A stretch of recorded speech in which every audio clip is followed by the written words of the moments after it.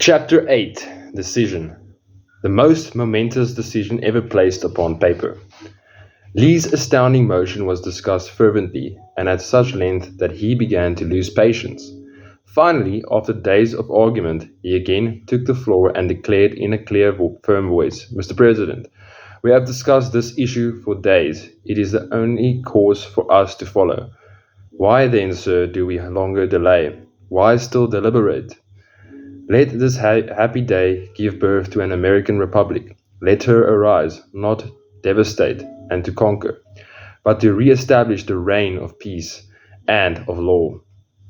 Before his motion was finally voted upon, Lee was called back to Virginia because of a serious family illness, but before leaving, he placed his cause in the hands of his friends, Thomas Jefferson, who promised to fight until favorable action was taken. Shortly thereafter, the President of the Congress, Hancock, appointed Jefferson as chairman of a committee to draw up a Declaration of Independence.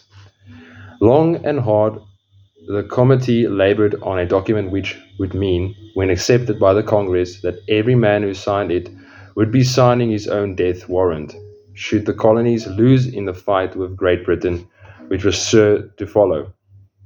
The document was drawn, and on June 28th, the original draft was read before the Congress. For several days, it was discussed, altered, and made ready. On July 4th, 1776, Thomas Jefferson stood before Assembly and fearlessly read the most momentous decision ever placed on paper. When in the course of human events it becomes necessary for one people to dissolve the political bands which have connected them with another, and to assume among the powers of the earth the separate and equal station to which the laws of nature and nature's God entitle them, a decent respect to the opinions of mankind required that they should declare the causes which impel them to the separation. When Jefferson finished, the document was voted upon, accepted, and signed by the 56 men, everyone staking his own life upon his decision to write his name.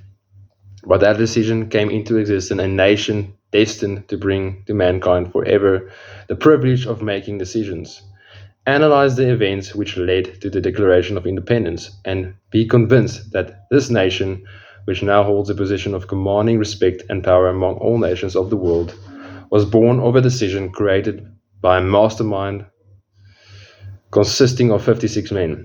Note well the fact that it was their decision which ensured the success of Washington's armies, because the spirit of that decision was in the heart of every soldier who fought with him, and served as a spiritual power which recognizes no such thing as failure. Note also with great personal benefit that the power which gave the nation its freedom is the self-same power that must be used by every individual who becomes self-determining. This power is made up of the principles described in this book. It will not be difficult to detect. In the story of the Declaration of Independence, at least 6 of these principles: desire, decision, faith, persistence, the mastermind, and organized planning.